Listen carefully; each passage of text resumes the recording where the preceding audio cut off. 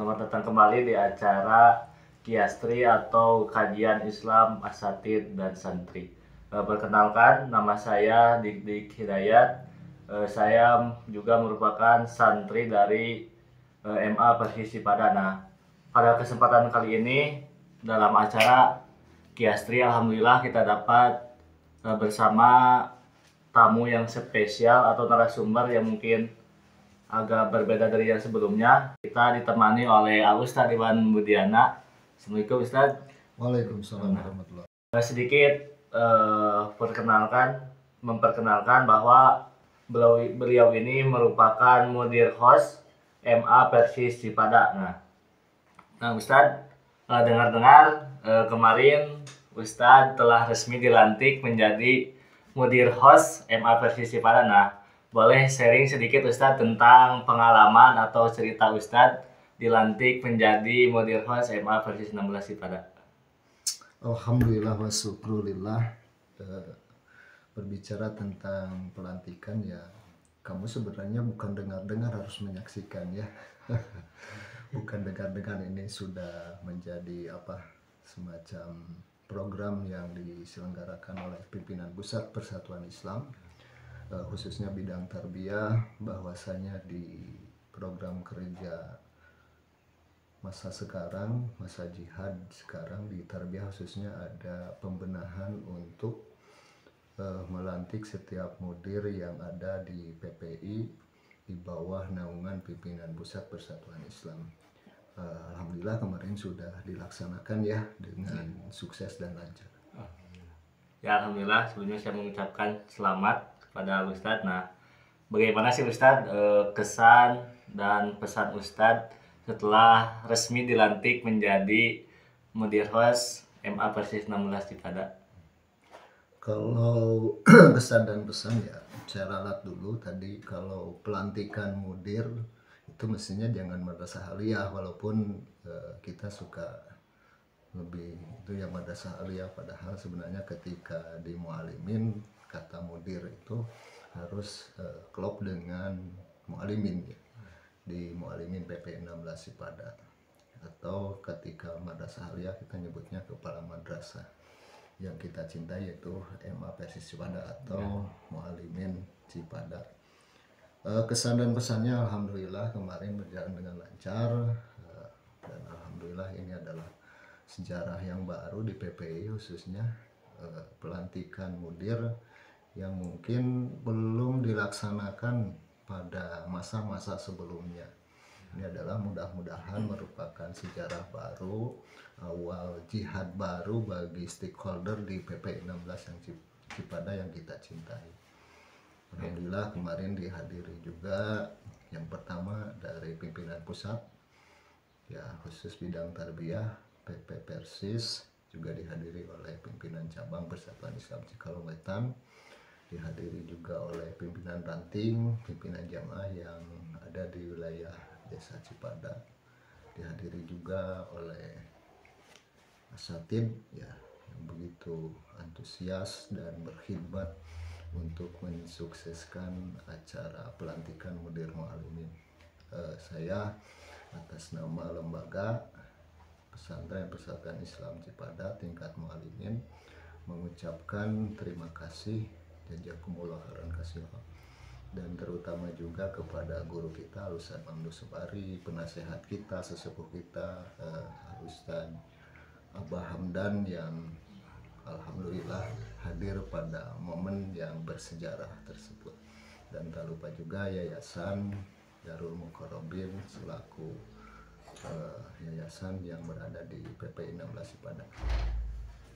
Ya, alhamdulillah ya Ustadz, pada acara pelantikan dapat dihadiri oleh orang-orang yang sungguh istimewa dan juga sungguh orang-orang yang sangat luar biasa. Nah Ustadz, ngomong-ngomong, kita mungkin besok kita akan menghadapi atau dihadiri dengan bulan suci Ramadan. Nah ngomong-ngomong, bulan suci Ramadan ini identiknya dengan saum Ramadan Ustadz. Nah mungkin sebagian orang juga mungkin sudah mengetahui apa sih yang disebut dengan saum Ramadan ini. Nah, mungkin menurut pandangan Ustadz sendiri, apa sih yang disebut dengan saum Ramadan ini, Ustadz? Ya, Alhamdulillah ya, kita pada hari ini mungkin di bulan Syaban hari terakhir, karena menurut perhitungan eh, kalender terutama yang ditetapkan juga oleh pimpinan Pusat Persatuan Islam, bahwasanya untuk 1 Ramadan jatuh pada hari esok. Sebelum saya berbicara masalah Ramadan, ada semacam budaya ya, kebiasaan begitu kentara di umat Islam ya, bisa kelihatan di sekitar kita. Ada acara-acara yang mungkin semacam budaya ya. Contoh menyambut Ramadan, ada kelakar sahabat saya Allahu yarham Ustaz Eka Habibillah, tidak disambut juga Ramadan itu pasti datang gitu. Ada istilah tarhib Ramadan, tapi kalau diisi dengan hal-hal yang positif ya insya Allah juga positif. Terus juga ada budaya ya, kita melihat di sekeliling kita, ketika 2 hari 3 hari untuk menyebut Ramadan itu orang Sunda nyebutnya papajar ya. Itu kadang terlebih seolah-olah kurang abdor ya, ketika sebelum Ramadan tidak papajar gitu, ada sesuatu yang kurang. Itu juga jangan sampai menjadi suatu hal budaya seolah-olah menjadi syariat, itu yang disayangkan. Walaupun ya secara hukumnya mubah-mubah saja ya. Terus juga tidak ada syariat untuk mesti bermaaf-maafan.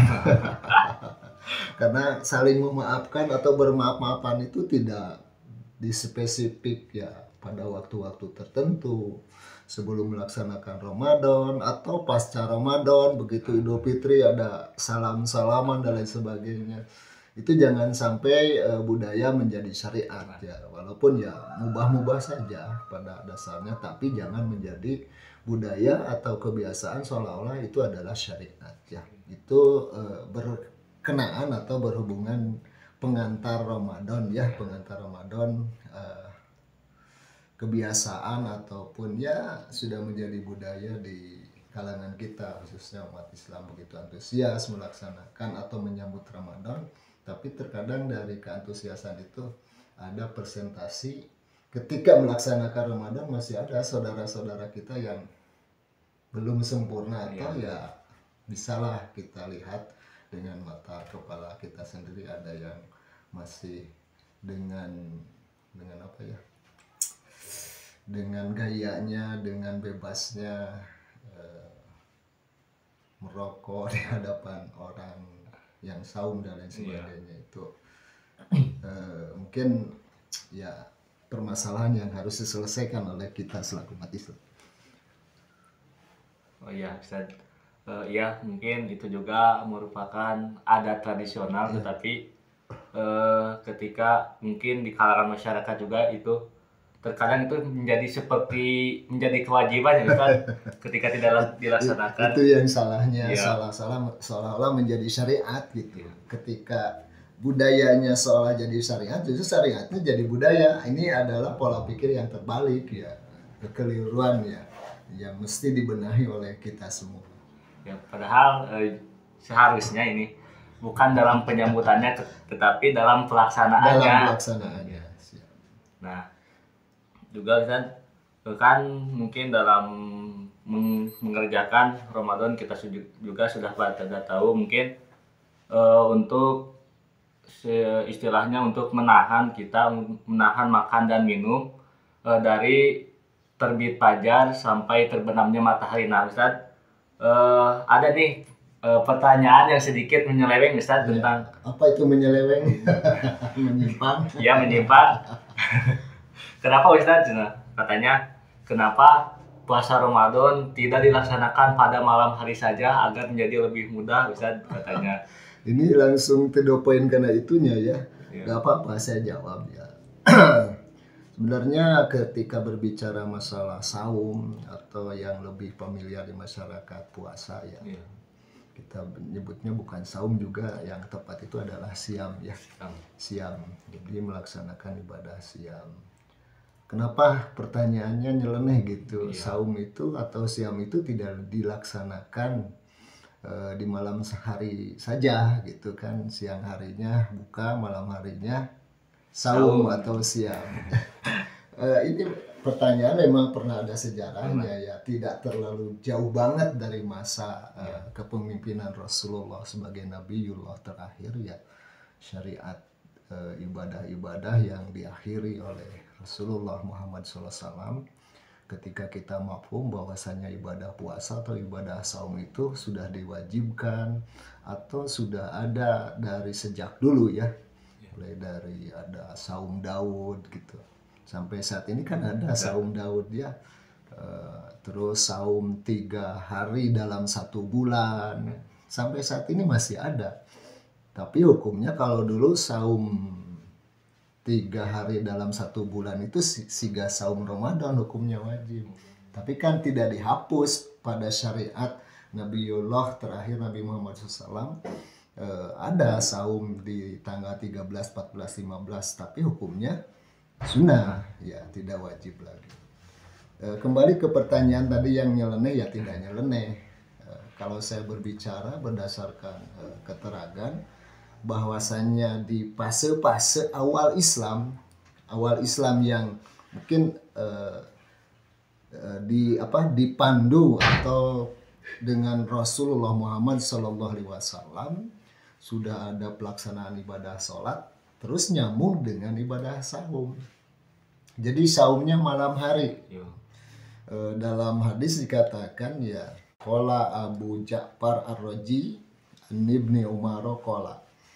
Ya, Abu Ja'far Ar-Razi dia berkata dari Ibnu Umar, ia berkata, unjilat telah turun ayat kutiba alaikumusiyam. Ya, berarti Al-Baqarah 183 ya. 183. Ya, 183. Dan seterusnya. Tafsirnya kutiba alaihim, telah diwajibkan bagi mereka idza shalla ahadukumul atamah, apabila di antara mereka, di antara kalian sholat atamah. Sholat atamah pernah mendengar nggak? Mungkin sedikit baru mendengar Ustaz. Baru mendengar ya. Bukan sedikit atau baru mendengar ya gitu. Jadi dulu di zaman sebelumnya awal-awal Islam ya, awal-awal Islam artinya yang diutusnya Nabi Muhammad sebagai nabi dan rasul, ada sholat ya. Sholat itu disesuaikan, kalau istilahnya orang Arab Baduy atau orang Arab gunung menyebut sesuatu itu sesuai dengan apa yang terjadi atau kebiasaan. Jadi sholat atamah itu sholat isya. Ya, kenapa disebut sholat atamah? Karena sholat isya itu bertepatan. Atamah itu artinya memasukkan binatang ternak ke kandang. Ya. Kalau kita kan sekarang budaya ternak, contohnya di wilayah kita ya, di lingkungan kita sudah di kandang seharian, tidak pernah dilepas. Kalau budaya di sana ya, di Arab atau ya di Jazirah Arab secara umum, yang namanya binatang ternak itu digembalakan, diabur. Kalau istilah orang Purwakarta itu diajagkeun, artinya di hutan di mana gitu.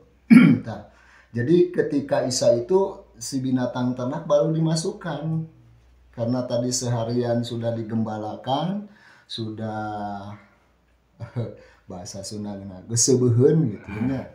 Udah kenyang makannya, digembalakan, maka waktu dimasukkan ke kandang itu adalah sebut atamah. Jadi sesuai dengan kalau kita sholat isya itu sholat atamah itu sholat isya. Ya, malah terbalik, kalau sholat maghrib justru sebut sholat isya. Ya. Kenapa? Ya mereka sesuai dengan kenyataan aja. Tadi teh sholat atamah, kita mah sholat isya, mereka menyebutnya sholat atamah karena sesuai atau bertepatan dengan waktu memasukkan hewan ternak ke kandangnya. Nah, sholat maghrib disebut sholat isya. Jadi dibalik intinya. Sholat isya mah orang menunggu maghrib karek isya. Nah, di zaman sebelum awal atau awal-awal Islam itu orang Arab Gunung menyebutnya sholat Isya. Kenapa sebut sholat Isya? Karena bertepatan dengan makan malam. Jadi di sana mah budaya makan malam teh kira-kira maghrib gitu kan. Siga saum buka teh maghrib, eta teh geus makan malam kan. Iya. Ada dalam Al-Quran 188, atimus syam ilal lail, sempurnakan saum itu sampai malam. Malam itu adalah maghrib. Maka ya tidak salah juga orang Arab Gunung menyebut sholat maghrib itu dengan sholat isya, karena sesuai dengan jadwal makan malam. Yang makan malam bahasa Arabnya sebutnya al-asya ya, maka mereka menyebutnya sholat isya.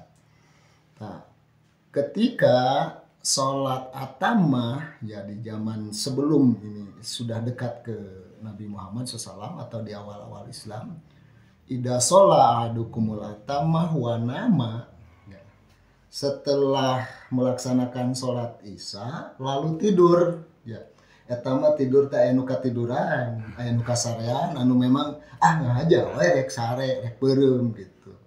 Tah didinya ya di zaman masa itu harrama alaihimut ta'amu wasyarabu wan nisa, diharamkan bagi mereka ya, diharamkan bagi mereka satu at-ta'amu makan, dua wasyarabu minum, ketiga wan nisa'u artinya perempuan, artinya hubungan suami istri.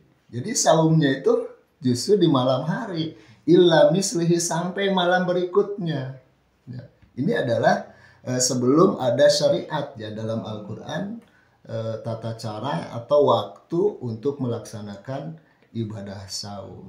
Jadi kalau pertanyaan tersebut ya, kalau kembali kenapa saum itu tidak di malam hari, enakan saum tidak di malam hari, siang jadi buka. Itu sudah pernah kejadian di zaman sebelum Rasulullah menyebarkan syariat atau pra-Islam yang sangat dekat sekali waktunya dengan disyariatkannya saum melalui Nabi Muhammad Sallallahu Alaihi Wasallam. Itulah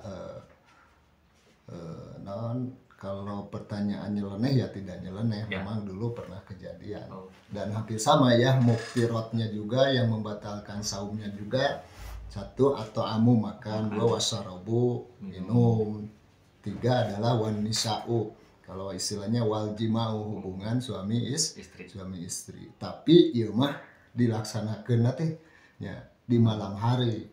Malah contohnya ketika tidur isya ya jam 8, jam 9, bangun jam 1, karena tadi dia sudah saum ya, walaupun tidak dibicarakan di sini ada sahur ya, tidak ada sahur, karena selesai sholat tidur otomatis saum, haram makan, haram minum, haram hubungan suami istri atau jima, wan nisa'u di dalam hadis disebutkan.